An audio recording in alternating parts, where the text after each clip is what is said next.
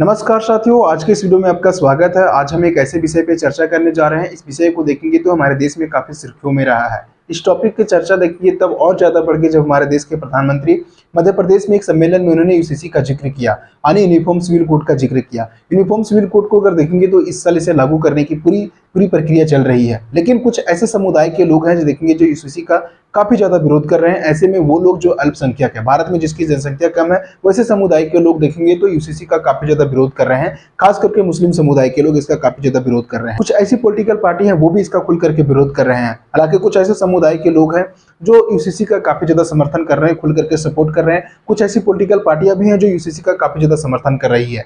लेकिन ऐसे में देखेंगे तो कई ऐसे लोग हैं जो यूसीसी के बारे में चर्चा कर रहे हैं। कुछ ऐसे लोग हैं जो यूसीसी को लेकर के देखेंगे तो गलत न्यूज फैला रहे हैं, यूसीसी के बारे में गलत न्यूज फैला रहे हैं, जिससे देखेंगे तो समाज में एक बुरा असर पड़ रहा है।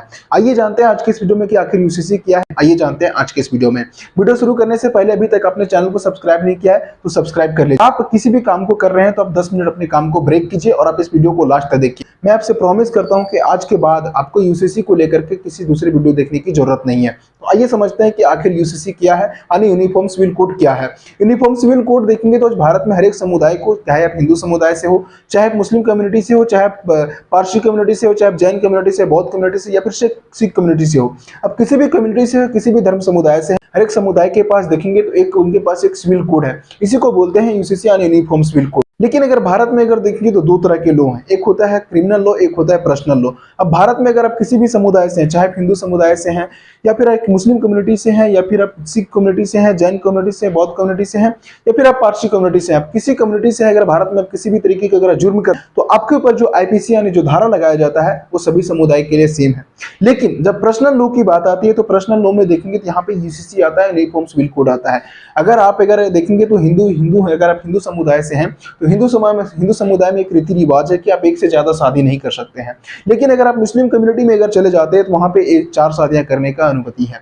अगर आप आदिवासी समाज में चले जाते हैं, आदिवासी समुदाय में चले जाते हैं तो कई ऐसे आदिवासी हैं जो 4 शादियां करते हैं, जो उनके रीति रिवाज के तहत उनके बनाए गए हैं। लेकिन ऐसे में अगर देखेंगे जब ये यूसीसी का लागू हो जाता है तो जो 4 शादियां करने का, जो मुस्लिम कम्युनिटी में जो 4 शादियां करने का जो सिलसिला है ये बंद हो जाएगा। अब ऐसे में देखेंगे जो यूसीसी जब आ जाएगा तो सभी समुदाय के लिए जो यूनिफॉर्म सिविल कोड है, जो पर्सनल लॉ है, वो सभी के लिए सेम हो जाएगा। जिस तरीके से अगर देखेंगे जो हमारे देश में क्रिमिनल लॉ है, अब किसी भी समुदाय से आप किसी भी तरीके का अगर भारत में जुर्म करते हैं तो आपके ऊपर देखेंगे जो आईपीसी लगाई जाती है, जो धारा लगाई जाती है, वो सभी जाति के, सभी धर्म समुदाय के लिए सेम लगाया जाता है। लेकिन जब पर्सनल लॉ की बात करेंगे तो सभी समुदाय के लिए अलग अलग पर्सनल लॉ है। वैसे में अगर अब यूसीसी लागू हो जाता है तो सभी समुदाय के लिए पर्सनल लॉ भी सेम हो जाएगा, जिससे देखेंगे तो कई लोग हैं जो इसका खुल करके विरोध कर रहे हैं, जैसे कि अल्पसंख्यक लोग, उसमें जैसे खास करके अगर मुस्लिम समुदाय के लोग को अगर देखेंगे तो इसका खुल करके विरोध कर रहे हैं। अब मुस्लिम समुदाय में देखेंगे तो कई ऐसे रीति रिवाज हैं जो हिंदू कम्युनिटी से काफी ज्यादा अलग है। अब ऐसे में अगर देखेंगे जब सेम हो जाता है तो हर एक उनको अगर देखेंगे तो काफी ज्यादा चुनौती मिलेगा। लेकिन सवाल सबसे बड़ा ये आता है कि आखिर यूसीसी का क्यों जिक्र किया जा रहा है।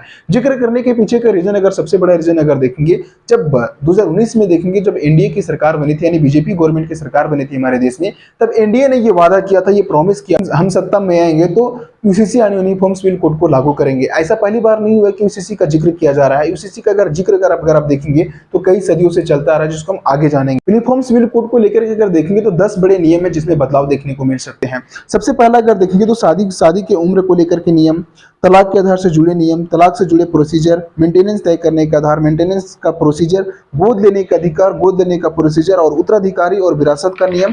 साथ ही अगर आप देखेंगे पति और पत्नियों की संख्या, कि आप कितने पति रख सकते हैं, कितनी पत्नी रख सकते हैं, इसका अधिकार। साथ ही परिवार नियोजन से जुड़े नियम। 10 पॉइंट है जो यूनिफॉर्म सिविल कोड के काफी ज्यादा हाईलाइटेड है। और ऐसा पहली बार नहीं हुआ जब यूसीसी का जिक्र किया जा रहा है। यूसीसी का जिक्र अगर देखेंगे तो 1835 ईस्वी में ही शुरू हो गया था, जिसमें हमारे देश में ब्रिटिश हुकूमत की सरकार हुआ करती थी। उस समय अगर देखेंगे उस समय इसका कोई जिक्र नहीं किया गया, इसके ऊपर कोई कोड, इसके ऊपर देखेंगे तो कोई कानून नहीं बनाया गया। लेकिन अगर आप 1941 में देखेंगे तो हिंदू के लिए सिविल कोड की बनाने की मांग की गई। उसके बाद देखेंगे जो आजादी के बाद देखेंगे तो 1948 में संविधान सभा में देखेंगे तो हिंदू बिल पास किए पेश। इसके रीजन अगर देखेंगे तो महिलाएं हैं, जो बाल विवाह है, जो सती प्रथा का और घूंघट जैसे प्रथा का जो गलत रीति रिवाज जो है उनके ऊपर उनसे आजादी दिलाना महिलाओं को। इसके लिए देखेंगे तो कई नेताओं ने इसका विरोध किया। हालांकि अगर आप 10 अगस्त 1951 में देखेंगे जब भीमराव अम्बेडकर थे, वो देखेंगे तो जो हमारे देश के उसमें प्रधानमंत्री पंडित जवाहरलाल नेहरू हुआ करते थे, उसको एक चिट्ठी लिखी। इस चिट्ठी में उन्होंने ये लिखा कि जो हिंदू समुदाय के लोग हैं उनके ऊपर एक सिविल कोड जल्द से जल्द इसके ऊपर एक कानून बनाया जाए। उसके बाद देखेंगे तो जो राजेंद्र प्रसाद के जो कमेटी के लोगों थे इसका खुल करके विरोध किया, और लास्ट में अगर देखेंगे जो प्रधानमंत्री जो जवाहरलाल नेहरू थे उनको इसके आगे झुकना पड़ा।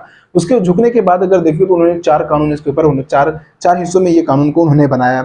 अब ये 4 कानून अगर देखेंगे तो हिंदू के लिए जो हिंदू मैरिज एक्ट 1955 है, हिंदू मैरिज एक्ट 1955, और साथ ही अगर देखिए हिंदू सक्सेशन एक्ट यानी उत्तराधिकारी का एक्ट देखेंगे तो 1956, हिंदू एडॉप्शन एंड मेंटेनेंस देखेंगे तो एक्ट 1956, और हिंदू माइनॉरिटी एंड गार्जियनशिप का एक्ट देखेंगे तो 1956 में। देखेंगे उस समय ये 4 एक्ट चार ये कानून बनाए गए थे। लेकिन ऐसा नहीं कि सिर्फ हिंदू के लिए जो सिविल कोड लागू है, अगर आप किसी भी समुदाय से हैं, किसी भी कम्युनिटी से हैं, तो हर एक धर्म के लिए अगर देखेंगे तो सभी के लिए अलग अलग सिविल कोड है। अगर आप देख लेंगे हिंदू में देख लेंगे, जैन या बौद्ध के लिए देखेंगे तो 1955 और 1956 देखेंगे तो ये सारे एक्ट, वो सारे ये कानून बनाए गए हैं। अगर आप मुस्लिम में अगर देखेंगे तो 1937 में इसको बनाया गया था। ईसाई में अगर आप देखेंगे तो 1872, वही अगर पारसी में देखेंगे तो 1993, और सिख में देखेंगे तो 2012। सभी धर्म समुदाय के लिए अलग अलग सिविल कोड है। जब इसका जिक्र किया गया तो सुप्रीम कोर्ट को एक कानून बनाने के लिए कहा गया, लेकिन आपको पता है कि हमारे देश में संसद में ही कानून बनाया जाता है, हालांकि कोर्ट उसे पारित करती है। लेकिन अगर देखेंगे सुप्रीम कोर्ट के ऊपर देखेंगे तो कई सारे जो सिविल कोड को लेकर है, यूसीसी को लेकर के देखेंगे तो कई सारे केसेस यहाँ इसके ऊपर मुकदमे दर्ज हैं। सबसे पहली बार अगर मुकदमा दर्ज देखेंगे जब राजीव गांधी हमारे देश के प्रधानमंत्री हुआ करते थे, उस समय देखेंगे तो कई सारे चेंजेस किए गए थे, जिससे देखेंगे तो हमारे देश में कई सारे राइट्स हुए थे। उस समय अगर देखेंगे तो उस समय भी इसका सवाल उठा था। उस समय देखेंगे तो सुप्रीम कोर्ट के ऊपर एक केस किया गया था, सबानो का प्रकरण, जो कि 1985 ईस्वी में किया गया था। उसके बाद दूसरा केस अगर देखेंगे तो सरला मुगदला केस, जो कि 1995 में था, और जॉन बलवंत केस 2013 में, और वहीं सायरा बानो का केस देखेंगे तो 2017 में इसके ऊपर केस किया गया था यूसीसी को लेकर सुप्रीम कोर्ट के ऊपर। अब सुप्रीम कोर्ट भी अगर देखेंगे तो जल्द वो चाह रही है कि इसके ऊपर यूसीसी के ऊपर एक जल्द से जल्द इसके ऊपर एक कानून बनाया जाए। हालांकि देखेंगे तो कई सारे लोग हैं इसका जो प्रोटेस्ट कर रहे हैं, कई सारे लोग हैं जो इसका खुल करके विरोध कर रहे हैं। ऐसे में वो लोग जो यूनिफॉर्म सिविल कोड को लेकर देखेंगे सबसे ज्यादा अगर विरोध करने की बात करेंगे तो खास करके जो अल्पसंख्यक लोग हैं, जिसकी जनसंख्या कम है भारत में, वो लोग काफी ज्यादा इसका विरोध कर रहे हैं। खास करके मुस्लिम समुदाय के लोग इसका काफी ज्यादा विरोध कर रहे हैं। उनका कहना यह है कि संविधान के अनुच्छेद में देखेंगे, अनुच्छेद 25 में अगर देखेंगे तो सभी नागरिक को धार्मिक स्वतंत्रता का अधिकार है, इसलिए शादी ब्याह और परंपराओं से जुड़े मामले में अगर देखेंगे तो सभी पर समान कानून थोपना संविधान के खिलाफ। मुस्लिम समुदाय में अगर देखेंगे तो उनके ऊपर एक शरिया कानून चलता है जो कि 1400 साल पुराना है, और मुस्लिम समुदाय के लोगों का यह मानना है कि यह कानून पैगंबर मोहम्मद साहब की शिक्षा पर आधारित है। यूसीसी का जिक्र देखेंगे तो अभी काफी तेजी से चल रहा है। हमारे देश में यूसीसी को लेकर के बहुत तेजी से इसका जिक्र चल रहा है। जिक्र चलने का पीछे का रीजन अगर देखेंगे तो मैंने पहले ही वीडियो शुरू होने से पहले भी बताया था कि जब हमारे देश में जब 2019 में जब एनडीए की गवर्नमेंट बनी थी तो उन्होंने उनका एक बहुत बड़ा मुद्दा था यूसीसी यानी यूनिफॉर्म सिविल कोड को लागू करना, और इसके बारे में उन्होंने जिक्र भी किया है। और इसको अगर वो लागू करने के पीछे देखेंगे तो कई ऐसे लोग हैं कई ऐसे समुदाय के लोग हैं जिनका इसके ऊपर सपोर्ट है। उसके बाद से अगर देखेंगे तो यूसीसी को लेकर के बिल बनाने के लिए देखेंगे तो कई ऐसे लोग हैं जिसके ऊपर समर्थन दिया जा रहा है। हमारे देश में देखेंगे तो हमारे देश में अगर देखें तो 2 तरीके के बिल बनाए जाते हैं। एक होता है गवर्नमेंट बिल्स, एक होता है प्राइवेट मेंबर बिल्स। अब गवर्नमेंट बिल्स में अगर देखेंगे जो मंत्री लोग होते हैं वो इस बिल को बनाते हैं। जो संसद भवन में या राज्यसभा के लोग जो जीत करके जाते हैं वो सभी जो मंत्री होते हैं वो सभी गवर्नमेंट बिल्स को बनाते हैं। लेकिन जो प्राइवेट मेंबर बिल्स है वो अगर देखिए जो भी अपोजिशन पार्टी के मंत्री हैं वो सभी लोग प्राइवेट मेंबर बिल्स बनाते हैं। यूनिफॉर्म सिविल कोड को लेकर के देखेंगे तो हमारे देश में अगर देखेंगे तो बहुत जल्द इसके ऊपर कानून बनाया जा रहा है। लेकिन सबसे बड़ा सवाल ये है कि आखिर यूसीसी आने से किस समुदाय को ज्यादा फायदा होने वाला है। तो अगर देखेंगे यूसीसी के आने से अगर देखें तो 2 समुदाय को काफी ज्यादा फायदा होने वाला है। सबसे पहला फायदा अगर देखें तो जो मुस्लिम समुदाय के जो महिलाएं लोग हैं उनको काफी ज्यादा बेनिफिट होने वाला है। पारसी कम्युनिटी के लोग महिलाएं हैं उनको काफी ज्यादा बेनिफिट होने वाला है। इनको देखिए तो 2-3 बेनिफिट काफी ज्यादा होने वाले हैं। सबसे पहला बेनिफिट देखिए तो पैतृक संपत्ति। अब आपको पता होगा कि अगर आपके जो भी माता पिता का जो संपत्ति है उसके ऊपर देखेंगे तो सिर्फ उनकी बेटियों का अधिकार होता है, उनकी बेटियों का भी अधिकार होता है। तो जो पैतृक संपत्ति है उसके ऊपर आपको कुछ चेंजेस देखने को मिल सकता है, जिससे मुस्लिम महिलाओं और जो पारसी कम्युनिटी की महिलाएं हैं इनको काफी ज्यादा बेनिफिट होने वाला है। उसके बाद देखेंगे जो 4 शादी करने का जो रीति रिवाज है उसमें भी काफी चेंजेस होगा, जिससे देखिए जो महिलाएं हैं देखेंगे अगर मुस्लिम कम्युनिटी में अगर आप देखेंगे तो एक व्यक्ति अगर देखेंगे तो 4 महिलाओं से शादी कर सकता है, जिसके वजह से अगर देखेंगे तो कई वो महिलाओं को तलाक देता है। जैसे कि महिलाओं में अगर देखेंगे मुस्लिम महिलाओं में अगर देखेंगे तो तलाक से काफी ज्यादा पीड़ित है। तो ऐसे में उन सभी लोगों को इससे बेनिफिट होने वाला है। लेकिन अगर यूसीसी लागू होता है तो देखेंगे तो कई ऐसे कम्युनिटी के लोग हैं, कई ऐसी चुनौतियां हमें देखने को भी मिल सकता है। सबसे पहला चुनौती अगर बात करेंगे पर्सनल लॉ के ऊपर संकट। अब पर्सनल लॉ के ऊपर संकट देखेंगे तो बात यह है कि अगर किसी भी समुदाय के लोगों को देखेंगे तो हर एक समुदाय के पास देखेंगे तो अलग अलग उनके पास लॉ है। हर एक के पास देखेंगे जो यूनिफॉर्म यूसीसी है हर एक के लिए अलग अलग है, हर एक समुदाय के लिए अलग अलग कानून है। ऐसे में देखिए जो पर्सनल लॉ है उसके ऊपर काफी ज्यादा संकट आएगा, उसको काफी ज्यादा चुनौती का सामना करना पड़ सकता है। ऐसे में देखेंगे जो शरीयत कानून है उनको भी काफी ज्यादा चुनौती मिलेगा। जो मुस्लिम समुदाय के लिए जो शरीयत का कानून है उसको भी काफी ज्यादा चुनौती मिलेगा। अब शरीयत कानून में कुछ ऐसे रीति रिवाज है जिसे देखेंगे तो हिंदू कम्युनिटी के लोग से या फिर किसी और कम्युनिटी से लेकर देखेंगे ऐसे में मेल नहीं खाता है। ऐसे में अगर ये सबके लिए समान हो जाता है तो शरीयत कानून को भी काफी ज्यादा चुनौती मिलेगा। इससे अगर देखेंगे जो एक से अधिक जो विवाह करने का जो सिलसिला है ये भी अपराध माना जाएगा। साथ ही अगर आप देखेंगे जो लैंगिक समानता का कानून का बढ़ावा मिले, महिलाओं को जो पैतृक संपत्ति में जो हिस्सा मिलता है उसको भी काफी ज्यादा चुनौती मिलने वाला है। साथ ही अगर देखिए जो लिव इन रिलेशनशिप में जो लोग रहते हैं उसको भी काफी ज्यादा चुनौती मिलने वाला है। अगर आप ये जब यूसीसी आ जाता है तो जो अगर आप लिव इन रिलेशनशिप में रहना चाहते हैं तो आपको दोनों पेरेंट्स से अनुमति लेना पड़ेगा। अगर आप लड़की है तो लड़की के पेरेंट्स से भी आपको अनुमति लेना पड़ेगा, खुद के पेरेंट्स से भी अनुमति लेना पड़ेगा, तब जाकर के आप लिव इन रिलेशनशिप में रह सकते हैं। लेकिन यूसीसी को लागू होने से पहले देखेंगे तो कई समुदाय के लोग इसका विरोध कर रहे हैं। और आप देखेंगे विरोध करने के पीछे विरोध में अगर खास करके कर देखेंगे जो अल्पसंख्यक लोग हैं वो काफी ज्यादा विरोध कर रहे हैं। मुस्लिम कम्युनिटी के लोग हो गए, आदिवासी कम्युनिटी के लोग होंगे, ये लोग विरोध कर रहे हैं। लेकिन ऐसे में सवाल सबसे बड़ा ये आता है कि क्या बहुसंख्यक लोग भी इसका विरोध कर सकते हैं? क्या हिंदू लोग भी इसका विरोध कर सकते हैं? तो जी हाँ, अगर देखेंगे तो हिंदू लोग भी इसका विरोध कर सकते हैं। अगर आप दक्षिण भारत में अगर आप चले जाते हैं, केरल तरफ अगर आप चले जाते हैं तो वहां पे कुछ अलग ही रीति रिवाज है शादी ब्याह को लेकर के। अगर आप देखेंगे अगर आप केरल में अगर आप चले जाते हैं तो कुछ लोग ऐसे हैं जो अपने फादर के कजन से शादी करते हैं, मदर की कजन से शादी करते हैं, कुछ ऐसी लड़कियां जो अपने अंकल से ही शादी करते हैं। तो वहां पे शादी विवाह का जो रीति रिवाज है कुछ अलग है, जिससे देखेंगे तो वहां के जो हिंदू है वो इसका विरोध कर सकते हैं। तो ऐसे में देखेंगे ओवरऑल अगर आप देखेंगे कुछ ऐसे आदिवासी लोग हैं उनमें अगर देखेंगे तो 4 शादियां करने का अनुमति है।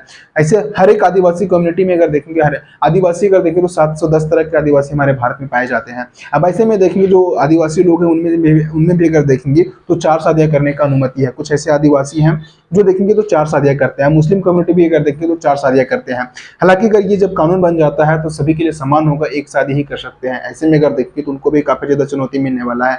और आज इंडिया में अगर देखेंगे आदिवासी की जनसंख्या अगर देखेंगे तो लगभग 11 करोड़ है, जो कि हमारे देश की जनसंख्या का लगभग 8% कंट्रीब्यूशन करता है। ऐसे में अगर देखेंगे आदिवासी की जनसंख्या अगर सबसे ज्यादा अगर देखिए किस स्टेट में है तो मेघालय में सबसे ज्यादा है, छत्तीसगढ़ में, झारखंड में और कई ऐसे स्टेट हैं जहां पे आदिवासी की काफी ज्यादा जनसंख्या है। लेकिन भारत में अगर सबसे ज्यादा जनसंख्या बात करेंगे आदिवासी की तो मेघालय में है। और मेघालय में भी अगर देखिए तो एनडीए अलायंस सरकार है, वहां पे अगर देखिए वो भी सरकार वो इसका खुल करके विरोध कर रही है। अगर आप मेघालय में अगर टोटल जनसंख्या का देखेंगे तो लगभग 86% आदिवासी है। ऐसे में देखिए वहां की जो सरकार है वो इसका विरोध कर रही है। ऐसे में कई से पॉलिटिकल पार्टी हैं जो इसका विरोध कर रही है, जैसे कि कांग्रेस को देख लेंगे, एनसीपी को देख लेंगे, आम आदमी पार्टी, कई ऐसी पॉलिटिकल पार्टी है जो भी इसका विरोध कर रही है। हालांकि कुछ ऐसी पॉलिटिकल पार्टी भी हैं जो इनका काफी ज्यादा सपोर्ट कर रही है। लेकिन इसके ऊपर अगर देखेंगे तो कानून बनाने के ऊपर देखेंगे तो इसका बारे में बहुत सारी चर्चाएं चल रही है। जब भी इसके ऊपर कोई अपडेट आता है मैं आपके साथ शेयर करूंगा। बाकी वीडियो से कुछ जानकारी मिले अपने दोस्तों के साथ भी शेयर कर दीजिएगा। वीडियो को जितना से जितना हो सके अपने फ्रेंड फैमिली के साथ भी शेयर कर दीजिए ताकि उन्हें भी यूनिफॉर्म सिविल कोड के बारे में पता हो। ऐसा ना हो कि